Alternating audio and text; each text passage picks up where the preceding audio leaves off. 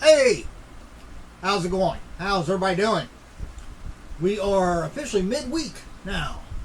Wednesday, hump day. So August 24th. Oh, feels good to be halfway through the week. I'm ready for the weekend. Not because I'm really doing anything really fun. Just working around the house. But try to work on the outside. So I spent this last weekend kind of doing a somewhat deep clean on the house. Now that unfortunately my little buddy that I've had for 13 years, Starbuck, is no longer around. I wasn't certainly not trying to get rid of him in any sense. He's always going to be here in spirit. I firmly believe that. He's missed dearly. But as I said in one of my other videos, he's a Cocker Spaniel, shed like crazy, and just want to clean the house up. Get it vacuumed, shampooed the carpets, just doing a good clean. I actually went yesterday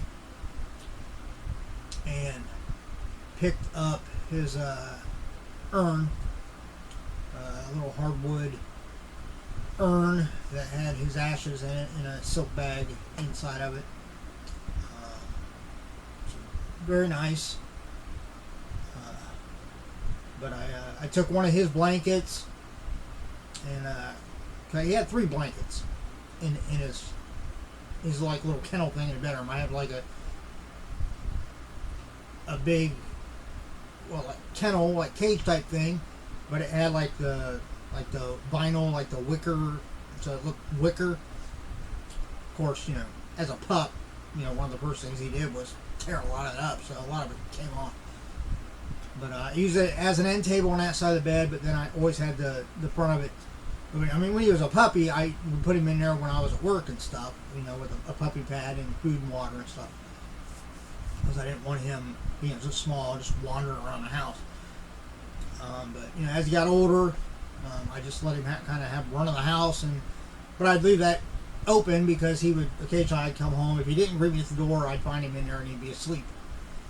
But he had 3 blankets, because I had a big blanket that I had gotten for him. It was an old one, like when I was little. But it was big, so I cut it into 3 separate ones. That way, when he was smaller, if he was, rooting around in there and getting all, snuggled up in his blanket and stuff, or getting wrapped up in him, I didn't want him wrapped up in this big blanket. So I cut it into 3 smaller pieces. 2 of those I took out, washed, and then I folded them and I put them back in the kennel. The last one, it was kind of ratty, it was looking kind of bad, but I cut a smaller piece off of it, and I didn't wash it or anything. I just folded it, put that up on the mantle in the theater room over the fireplace, and that's where I put his urn at, along with his collar and a picture frame that my daughter got me a number of years ago that has a picture of him in it. And then I actually found the very first toy I ever bought him. I think I actually bought it the day I went and picked him up. He was about 6 months old when I picked him up. It was like one of those little like corded ropes. It used to be like this long. Now it's like that long. But I found it wedged down between the cushion and the wall of his bed in the theater room. So I put that up there with it. Kind of a little memorial to Starbucks. So anyway, yeah. So I got the inside of the house pretty well clean. Now it's time to work on the outside, try to get at least some of the stuff outside done before it starts getting cold, because it's Ohio. We're almost through August here. In reality, in Ohio, some years by the end of September, it's starting to get cold already. So I'm going to try to get stuff done. Alright, what I'm here to do is you actually heard me talk about this in my other video, because I thought that the Comic Tom 101 Mr. Mailbag thing that I got, I didn't know what it was at first. I thought maybe it was this. Obviously, it wasn't. It was comic book. This came today. This is My Thrill Club. I know. You're thinking, what is that? No, it's not. You get your mind out of the gutter, okay? It's not like an adult type thing. Although, technically, I mean, you probably wouldn't want kids getting this. But what this is a book subscription. I want to say it's like right around $20 a month. I got it through, I found it on Amazon, looking up mystery boxes, and this is by this isn't just a mystery box that somebody throws together. It's like an actual company that you can sign up and subscribe through Amazon to get this. And what it is each month you get 2, and from the weight, I believe they are hardback books, and you're supposed to get like 1 additional item, and they are like horror, thrillers, mysteries. So I figured for $20 a month, I'm pretty sure it's right around $20 a month. Why not? I mean, granted, we all know, like, I don't have time to read. Okay? But eventually, someday, I probably will. So I'll have a nice big library. And yeah, it's upstairs, so, worst case scenario is, once or twice a week, I'll just have to call upon my daughter to come over if I can't get up and down the steps, and she can come over and bring me some books down from the library. But let's dive into it and see what we got. All right, here's some tissue paper. Right, there's one book. Right, there's a lollipop. I don't think that's technically the third item.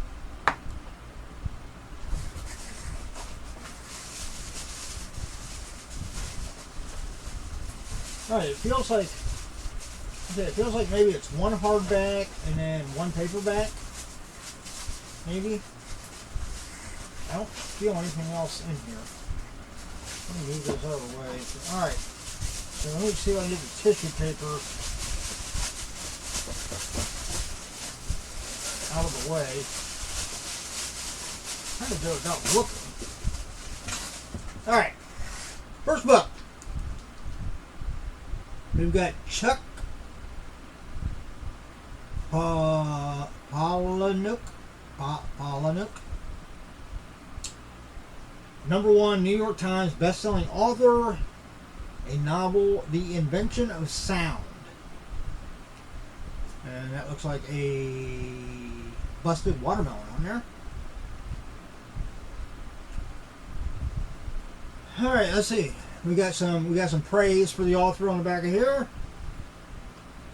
Chuck Palahniuk's stories don't unfold. They hurtle headlong, changing lanes in threes and banging off the guardrails of modern fiction. With his love of contemporary fairy tales that are gritty and dirty rather than pretty, Palahniuk is the likeliest inheritor of Vonnegut's place in American writing. One of the most feverish imaginations in American letters. Like Edgar Allan Poe, Palahniuk is a bracingly toxic purveyor of dread and mounting horror. He makes nihilism fun. Dark ripping on modernity is the reason people read Palahniuk. His books are not so much novels as jagged fables, cautionary tales about the creeping peril represented by almost everything.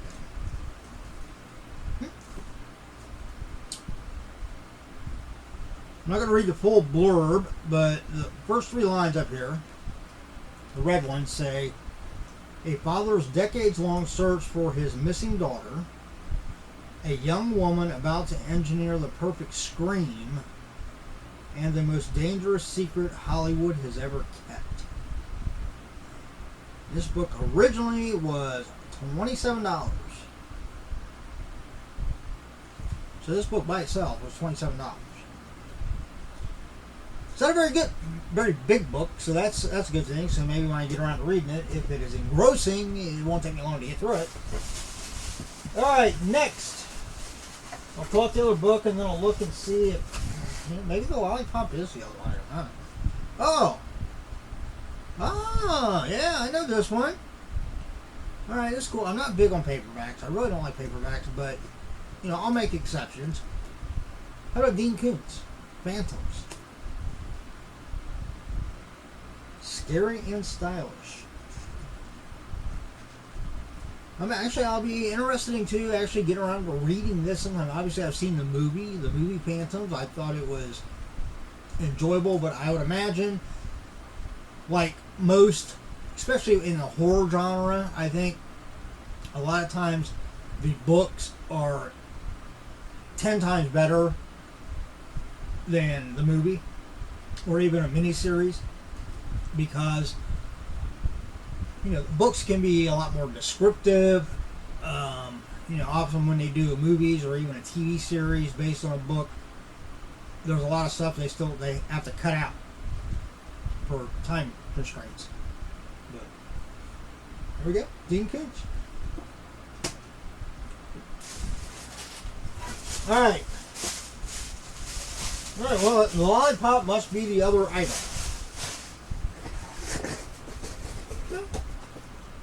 Not really what I was expecting. I was expecting something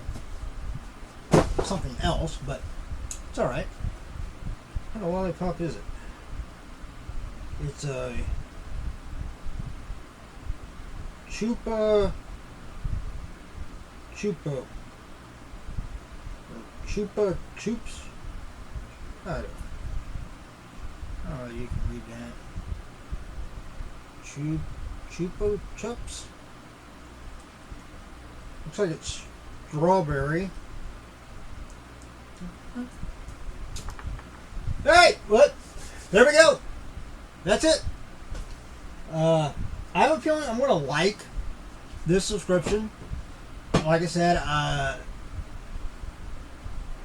I'll look and obviously down in the description box I'll put what the price of this is. I'm pretty sure it's $20, but whether it is or isn't, it's down below, so you can confirm. But if you're a reader and you like horror, suspense, thrillers, go on Amazon, look up the My Thrill Club, and it'd be a good way to add to your library. So, as always, everybody, look out for yourself and those around you, and then we all have a much better chance of staying safe and healthy, even with all the crazy crap that's going on in the world today. Yeah. So the next video, if you're not a subscriber and you like all kind of geek type stuff, because I do all kinds of unboxings, in particular Funko Pops, but all kinds of stuff. Subscribe, hit the notification button. If you enjoyed this video, please give me a thumbs up. I would greatly appreciate it. It means a lot to me. The next video will actually be split up into 3 videos, because we know how I am with videos and how I can ramble and rant and wander off topic. But I'm going to try to lift this just a little bit, just so you can see. Okay, that's part of it. That's like half the box. I got a box from Pop Culture in Australia, and it is the Poplandia 36 Funko Pop, and it's supposed to consist of exclusives and convention pops. So there should be 6 boxes in this bigger box of like the normal little like Funko Pop boxes that have 6 pops in them. So 6 boxes of 6. I'll probably do 2 in one video, 2 in another video, 2 in another video. So subscribe so you can be aware of when those videos post. Until then, everybody take it easy. Enjoy the rest of your week. Let's look forward to hopefully you'll all go out and do something fun on the weekend. Like I said, I'm just going to work around the house. But to me, that kind of is fun. I like my house. All right, that's it. See you.